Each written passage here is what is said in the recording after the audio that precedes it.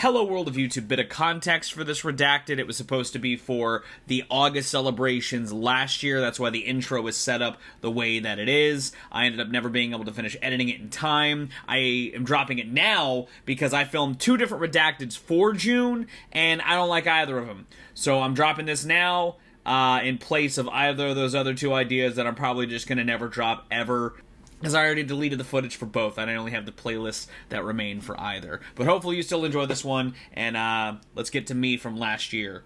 Hello world of YouTube, and welcome to another episode of Redacted, the show where every album has a story.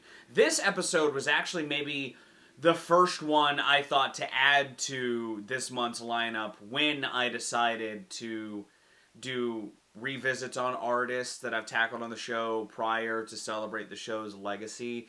Which is mostly because I kind of had already conceptualized this when I last tackled the artist not too long ago, so I figured, well, hey, if I didn't do it then, I might as well do it now. The artist in question is a viral internet hit rapper from Chicago, Cupcakke. The subject is actually one that goes a little bit deeper than the last time I tackled her on the channel too, because it's not a bringing together of a handful of singles, it's instead bringing together two records that feel like different flavors of the same themes and story, so to speak. And my goal today was to more bringing them together to present a flavor that still tastes pretty good, but is also a little bit different. The albums were also my introduction to Cupcakke's brand of both hilarious but sometimes sincere brand of hip-hop on an album-length scale. It is the bringing together of the 2018 albums Ephorize and Eden by Cupcakke that I'm bringing together to call Ephorize Eden. How the fuck your inches longer than your money? How you hitting stains with things? I actually talked about these albums on the channel when they came out on the first string of filmed listening logs, which is also part of the reason why I wanted to tackle them, because they are kind of special for the channel as a whole. But I also thought that at the time they were relatively solid, if not kind of tonally all over the place, even if they had these themes of both craving this intimate, deep connection with one person while also being a debaucherous individual, living it up in some lavishness on top of it all. But it was those sort of tonal whiplash moments that made for an experience that I didn't like to spin in full, and still don't really like to spin in full in either respect. So my goal today was to sort of smooth out some of those whiplashes, keep some of them in place because they make for dramatic stings, so to speak, but to bring together those aforementioned themes along the way and create an experience that I think still is a fun spin at the end of the day, even if it is a bit smoother on the ears, so to speak. I ultimately ended up keeping one album more than the other, and I think it's because the more that I spun both Ephorize and Eden to find which tracks I wanted to keep in my proverbial track listing, I realized that while there are some beats that sound similar across both projects, the ones on Ephorize sometimes just won out, and also some of the subject matter and hooks and all that sort of stuff just hits harder on Ephorize than some of the stuff from Eden. There's still a solid representation of both, though, and I hope that you enjoy the track listing that I've laid out bringing these two records together. My version of Ephorize Eden is 17 tracks and 48 minutes in length, and I'm going to go ahead and break down the track listing track by track after showing you the track listing in full right now. That ain't your friend if he walking with money while you sitting hungry, that's cold. That ain't your bro, nigga, that's low. Fast money, you would not die slow. I can't make your dick stand up like Statue of Liberty. Hey, your man keep bringing my line. He don't understand the climb. I'ma have to stomp him out. Like turning bitches ain't no shit. Sticky fingers, I'm slick. Niggas claim that they charged up but got a whole shortage in their dick. Check stuff. Boy, oh boy, girl, oh girl. Boy, oh boy, girl, oh girl. Boy, oh boy, girl, oh girl. I see carrots like Buzz Bunny, I'm Batman, robbing for the money, strip a bare feet like the Flintstones, make a Tom and Jerry her way home. I'm a snack, so I track Scooby-Doo. I'm real wise when I speak. I'm using prenup. Niggas ain't getting no money. Prenup. Niggas can't. Give 'em some of that Starbucks. When they see me, they starstruck. Self in the view. Why I fuck him the moment I see that he's cute? Self in the view. How the hell my life more shitty than a zoo? I'm pulling up straight to the gate. This what you call on fate. It's only one way to deal with the hate. Make a nigga disappear like the period late. Okay. Get the fuck out my place. You can exit. Get the fuck out my face. You can exit. Get the fuck out my place. You can exit. I got niggas in my DMs, bet they got BMs, but I would have to assume. I get that nasty when they walk past me. All the people like, please get a room. I wanna anyone could get popped in the mouth. Ain't talking about soda.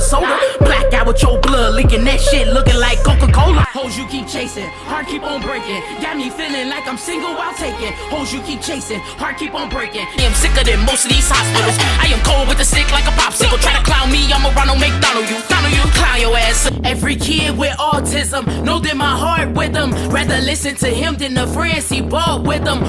I start my Redacted with how Ephorize starts, with 2 minutes, because I think it's a good, uplifting, positive start to this record that sort of showcases more of a focus on something a little deeper than just the overtly sexual stuff. It spits in the face of negativity and any haters online, and it's sort of a song of perseverance. And it's a good positive song to kick it off, while also being a sort of question to the listener as far as like to those in a creative space. What would you do with a pocket of time where you could get a glimpse in the spotlight? What would be your thing to do? I thought it was an interesting place to begin this dual album, like, so to speak, journey on her end, and I think that it does set a good tone. However, I waste no time getting to the heart of what people typically had come to Cupcakke for prior to this, with a 3-hit combo of just some dirty, filthy, raunchy, and kind of funny bangers, with Duck, Duck, Goose, PetSmart, and Quiz coming after that. 3 songs that also sort of illustrate the instrumental palette, so to speak, that these records, by and large, lean on. There's some deviations here and there, but like the synth choice and all the production styles very much feel like the spirit of these projects. And again, also, they're just a place for Cupcakke to really get back into her element, so to speak. Duck, Duck, Goose has her moaning into the mic in the pre-chorus. It's got a funny chorus of head on dick, duck, duck, duck, goose. It is a song about craving dick, about loving dick, and relishing in that love. While PetSmart sort of keeps the energy in place, but sort of swerves it a little bit, while also talking about how good her pussy is compared to the other women out there. She's got men leaving their women to come to her. It's a big middle finger to all the bullshit that's come from that as well, but it's an interesting sort of blending of the aggressive and sexual vibes that Cupcakke runs with. In a good sort of tongue-in-cheek sort of way. It's one of the few songs on here that does have like a brand as its name that I kept in the track listing, because that's something Cupcakke does a lot in her music, and I think that like PetSmart is a pretty good version of that. While Quiz goes harder on the more aggressive, flexing, more violent-driven lyrics than PetSmart, and sort of acts as the bookend to this sort of thick Cupcakke 3-hit combo. I love the beat of Quiz. It's another sort of like energy sustainer but swerve from PetSmart, and I think that it is a great early album cut. It's sort of like another like I'm Back Bitch song, but I use it as the end of this I'm Back Bitch 3-peat. Before going into one of the other instrumental styles that these albums sort of adorn, and that's the sort of like reggaeton, horn-driven inspired instrumental on one of the few other lyrical deviations on top of that with Crayons, a song that is very much anti-homophobia, but targets selective homophobia. You know, everyone that's like, hell yeah to lesbians, man. Fuck the dude on dude or trans people stuff, though. And I think that it's, I love how upfront Cupcakke is on embracing her allyship and how much she loves gay people of all shades. And I think that it's a very straightforward song with its messaging, but those type of songs are equally as important. It also is a great place to sort of like slow the energy a little bit, but still keep a groove amidst it, considering the instrumental itself. I also think that, like, the title of Crayons as an illustration for A Love of the Rainbow is a point where, like, it does cut through some of that directness with some nuance that I like. But from there, I wanted to keep the groove of Crayons as instrumental, but slow it down a little bit more, so I pivot from Crayons into Cartoons, a song that it more just feels like a similar to PetSmart style song, where it's got this theme of cartoons,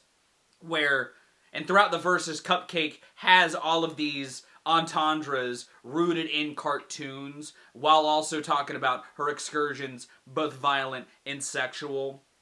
I think it's a really low-key banger that I think Cupcakke just chops up on that beat viciously. I also think that, like, she crushes the concept and has some really good punchlines that sneak upon you and hit you like a little bit of a jab. And it's like, oh shit, that shit's kind of funny. Like that give him dick, Smurf balls blue. That shit. That amongst that flurry in the second verse just like hit like a swift chop to the throat. It was like, holy shit. There's a lot of lines in it on that song that I think hit like that, but there's just a handful that really stick out. But it's sort of a point in the record to sort of like bring the listener back from the one of the few songs that sort of deviates from Cupcakke's norm, and I sort of mellow that out a little bit more instrumentally with Wisdom Teeth after that. It's a point where she sort of talks about her wealth, but in a very modest sort of way, which I really think is an interesting balance to strike. But I think she strikes it well, and again, it's a point to sort of like just keep the listener in this flux, in this wave, in this groove that changes pace and tempo. But I love the flute instrumental of the song, and I think that sort of it helps brighten up the sort of low-end heavy soundscape, leaving cartoons in the rear view. Which from Wisdom Teeth, I wanted to sort of get a little less humble. Loving where you're at, but being a little more overt about it, with 2 songs where she talks about how much she loves being rich, and reflecting on her stardom in a very boastful way with Prenup and Starbucks. 2 still lower key bangers, so the energy is like ramped up a bit, but it's not quite as high intensity or like as high tempo as the beginning of the record. Still, it's a point for the mood to sort of get a little more intense. With Prenup sort of going more in on the money and basking in the wealth as opposed to being modest about it. A song that she sort of flips into, I'm not messing with any broke dudes, though. I may be talking about my wealth in a modest way, but I really am kind of a rich bitch, and I'm going to flex that a little bit before talking about some of those sort of encounters and getting a little sexual with it still, and talking about the benefits of stardom, so to speak, with Starbucks. It sort of feels like another PetSmart where she gets a little aggro and a little sexual, but it more pivots into being a star on top of all of that. And I kind of have this energy of the record to sort of get a view of her relishing in it all before getting internal with it on self-interview. A point for, again, that lower key atmosphere to still stay a little bit intense, but just, again, keep the listener a little bit in flux. Self-interview is the sort of inverse to the last 2 songs. It sees her talking about loving that she gets to embrace her body in a very open sense, but talking about the consequences of that, talking about how she does want something stable and deep in a relationship sense, but also talks about how she keeps just getting hung up and fucking other dudes that she ends up liking off the rip. It's a really, like, it's a talk about inner conflict that I wanted to have after these 2 songs where she's sort of like flexing, so to speak, to ground herself before going into some of the more other emotional hearts of the record over the next handful of tracks. You know, up to this point, a lot of the records sort of like just giving the listener the Cupcakke they expect, with some deviations into maybe non-typical subject realms. But I wanted this to be like a real grounding point around the middle to give sort of insight to her headspace while she's having these subjects of, you know, love and lust and fame dancing around in her head. In the sort of lower key style of that beat, I wanted to bleed into another song that sort of starts low key, but ramps it up higher than a handful of the cuts that it's following, with Fabric. It's a song similar to like Bird Box from the singles redacted that I did, where it is a banger where she goes hard at opposers. Like, hey, really don't fuck with me because I am that girl and I will not play if I don't need to. And there's a lyric throughout the third verse of flexing her wealth hard enough to get a dude attracted near the back end of the track that is sort of used as the inspiration into what follows it in the track listing with Exit. You know, Fabric still has a lower key beat, even if it is a bit more intense. And that lower key atmosphere, I think, is still important to dance in. So I go from that into Exit, which is a song where she more confronts the guy that she's with about talking to side chicks, even though, like, throughout this record, she's talked about having a conflict of side dudes. But it's a point where she talks to her partner as seeing this a point where, hey, if you're not happy here, you can exit. It's a song where she, again, just slides over this beat like an ice skater. And it's a really nice lower key moment from Ephorize that I knew I was going to keep. And I honestly had it earlier in my version of the track listing when I was sort of like focusing on the relationship stuff in tandem with the other stuff going on. But I didn't really have a place for it, so I wanted to have this back half that really went into the more relationship struggles. And this is sort of like a point where it gets really direct with it before shifting into her perspective, which is that she is the same as him. You know, Don't Post Me is a song that sort of talks about her being with these side dudes, but telling them not to post her, to keep it on the low key. It does also act as a point to ramp up that intensity a little more.